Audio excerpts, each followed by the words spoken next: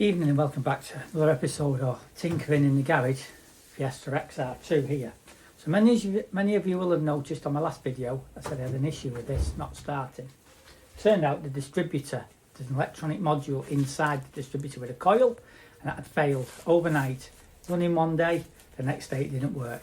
So Andy from the Quantum Man, who has some Quantums, but funnily enough they're XR2 based, he actually lent me a distributor, and we plugged it in and it got it up and running brilliantly. However, I've been on to Shane from SB Parts and he delivered me this brand new old stock original Ford, I nearly said British Leyland, original Ford Lucas, I think it's Lucas, yeah, Lucas, so he tells me, I said it's originally old stock distributor, 60 quid plus tenner postage. You can't beat that. Brand new seal, brand new cap, brand new rotor arm, all brand new, module, vacuum, everything, all brand new, all lovely. So tonight we're going to whack it on this and give Andy his back because he's trying to sell his Quantums. If anyone's after any Quantums, he's got a 2+2 which is for sale, which is blue and needs painting, and there's a red one which is H4i, which is based on a Mark III Fiesta, and he wants 1,250 quid for them both, which is a bargain, but they want a bit of work. If you want a nice little summer project, fiberglass jobby, they're perfect. So what we're going to do, we're going to just whiz this dizzy out. Now, there's not a lot holding it on. There's two 10mm bolts, one here, one there. There's the vacuum hose and the plug, and obviously the cap. I'm going to use the new cap. Even though I've got a new cap and rotor, this all matches. I've just took it off so I can turn the rotor arm to locate the distributor in the end of the drive. However, I've just noticed Andy put my dizzy on and then put the vacuum on, and it's been pink, and it's not been pinking, and that's probably why, because it's not vacuuming, and that's probably why it's not been doing as good on juice. So first thing I want to do, this should be set at 8 degrees. So I have my Snap-on Tools technical data 1991, worth its weight in gold this. I've had this when I was in the garage all them years ago, and it's got loads of cars in. In fact, I even lost the back page, it'd be in the cupboard somewhere, but it's got all the stuff you can imagine from A to Z. Audis, Austins, Hillmans, Fords, you name it. Citroens, Fiat. So Ford. So this runs at, now this is an 88 car, but registered 89, so we pick up this on here, which says Fiesta 88, and the timing tells you all the settings you need to know for that vehicle for that year. It's got all the ones. That's 87 to 89, and then the page previous as 87 to 89, and then the page previous to that as the earlier one, which is the different engine, which is the XR2 84 to 87. It's got all the settings. It's brilliant. So ignition timing on this is here, and if we look, pretty straightforward, it's at 12 degrees without vacuum before top dead center at 800 RPM. Now I know for a fact, because I've got a cam in this, I've got Kent Sports R cam in it, and it's got 1300 pistons, it's a high compression, it's very high compression, and it pinks its nuts off. And I need to get it rolling mode tuned, but I've set the vernier at standard. So what I'm going to do, I'm just going to double check the timing. Now what I did set it at was at 4 degrees. Now what I didn't realise is Andy hadn't put the vacuum hose on, and you can see that, and it's pouring oil out through the distributor because his seal's knackered. Hence why I only got 31 to the gallon when I've been getting 38. So, and it's not been pulling as well as it should do. So what I'm going to do, firstly, is just check the timing before I take the distributor out. I have a Snap-on timing light. I've had this timing light for 30 years plus. I bought it when I was in the trade when I was 18, and I'm 55 nearly now.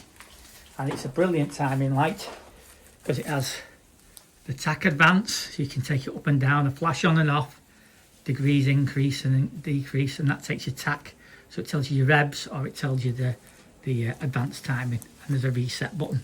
So So what we'll firstly do, we're just gonna button it up. We have positive and negative off the battery, like any timing light, and it goes on number 1 plug. Oh, be careful I don't bash me wing. Just put that on there. And we're all lit up, look at this. It's off. I don't know how this will come over on the camera, but snap on, look at that. It has all these fancy letters, I don't know. But anyway, we'll plug it in to number 1 and then we'll fire the car up. Now this isn't directional. Doesn't matter which way you put it on as long as it's on number 1 lead.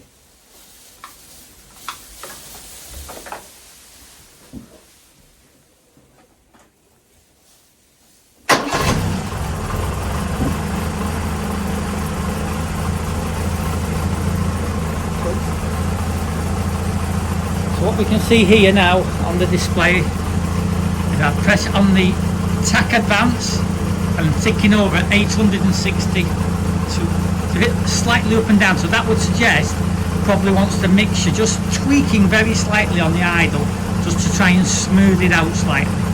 But what we'll do, I'll just go over and check what the timing is on the timing light.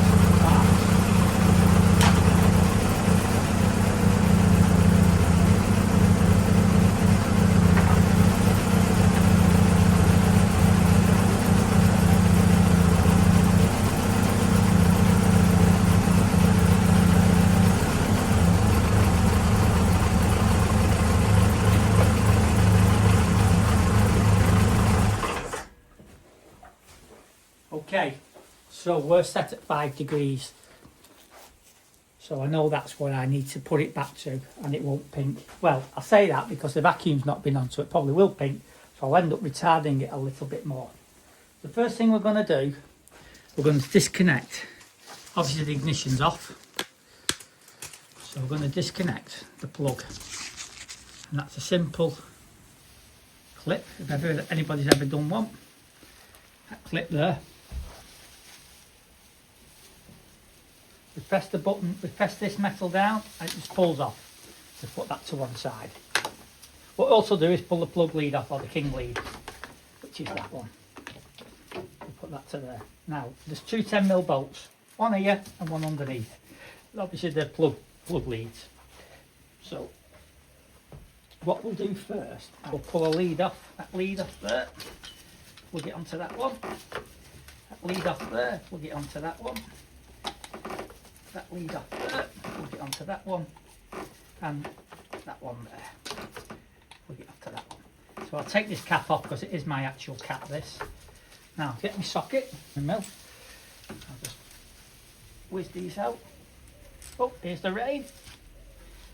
It's been lovely all day and now it's raining. Fantastic. Now if anybody has got issues like I had, I would highly recommend you speak to Shane because he just got these dizzies in stock. Don't know how many he's got, but he's got a few. And what we're going to do while we're here, we're going to clean all this oil off the gearbox that's gone on, because the seal has failed. So see that? That's the problem with these. These seals go and then they gush oil, like you can see all the oil. So that's Andy's old dizzy. You can have that back. Dinner. Spray it on the gearbox. God, it stinks oil. It's absolutely. It's only been about 15 miles and it's gushed out everywhere. Be all over me drive and everything. Nightmare. Surprising how much oil comes out. But he did say it was dry, and to be fair, it was. But I checked it myself. But obviously, because of the run it's had. It's now got everywhere. I'll just give it a bit more of a soaking. Make the gearbox nice and clean, and we'll just let it drain onto the carpet in the garage. That will evaporate off. This has got a brand new seal on, as you can see there. So what we got is a keyway which goes into the back of the engine on the cam. So we know which way the distributor goes in. We've just got to line it up. Hence why I've took the cap off. So should be an easy. Just turn it slightly. Oh, not too tight. Oh, God.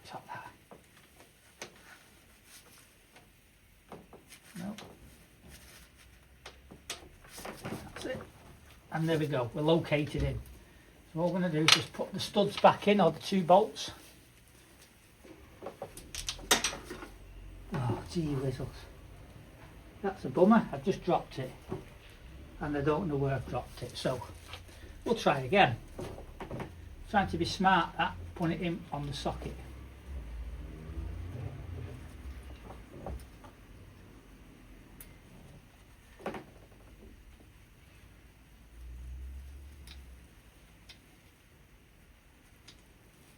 That's one. I'll screw that up by hand with the socket and I'll climb underneath it if we can find it. Right. It fell in the cradle.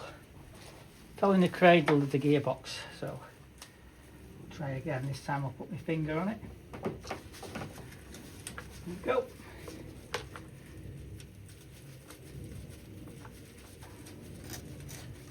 Right, I'm just going to nip that up slightly if I can find what I've done with my ratchet. They picked it up with a rag on the bench with a balloon, so just going to nip. Now I know it was a bit turned round. Oh, I've got a bit tight that. So, got to have it slack enough so you can manoeuvre it, but you also don't want it to turn when you fire it up. So we know we're happy there. I'm going to screw this cap back on now. Make sure nothing's in the way. This one is 2 Phillips screws. I have my Phillips screwdriver in my pocket here. Now I might have a problem here. The screwdriver might be too long to get in because of the battery. I might have to go and find an alternative non-Phillips short screwdriver if I can't. Oh, look at that. Where there's a will, there's a way. Got it in just. Now the fatal mistake I made last time when I was trying to sort this out, I didn't plug the blooming distributor in like an idiot I am. That's in there, so that's in there.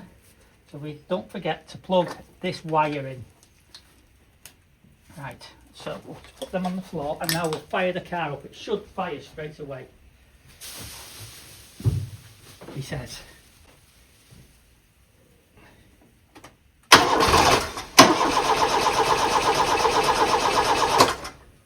Oh, what's wrong with this now?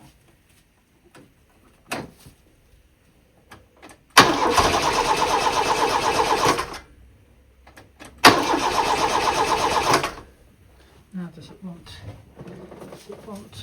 turn? Why is this not working? It should work. Right, haven't put the coil lead on. What an idiot. Right, it'll start now, I've no doubt. First a surprise, isn't it? So, on that tick over, that's not a million miles out. That's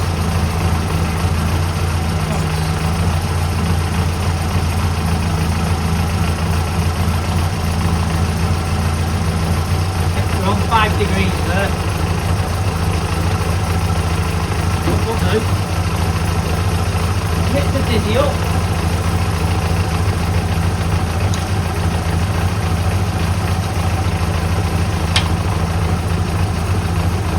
And we'll put the advance back on.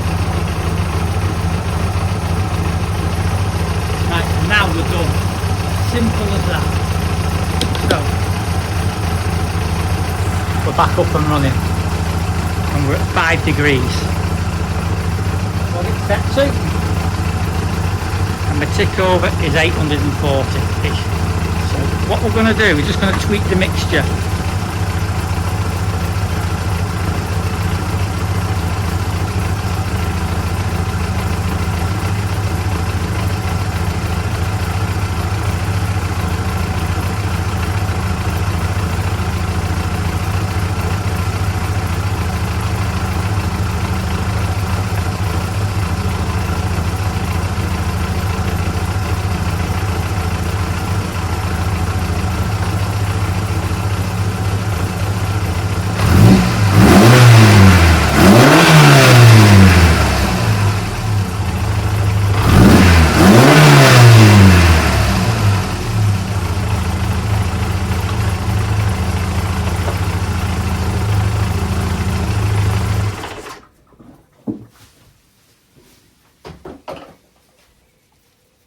And that is how you change your dizzy. Quite a simple task. It takes me a bit more time because I'm setting the camera up and explaining it, but in reality that is literally a 5-minute job. Oh, it took me 20 minutes, but I have explained everything to everybody. So hope you understand how easy it is, and if you do want to change your distributor, you do need a timing light because they're not all the same. Now you can put a mark on the block in pen and take your dizzy off and put your new one back in the same place, but I would suggest you check the timing anyway. But that's it for now. Hope you've enjoyed this short quick video of changing distributor on the Ford Fiesta 1600 CVH XR2, and it's exactly the same for any CVH engine. You just need to check in your book the ignition timing. Ta-ta for now.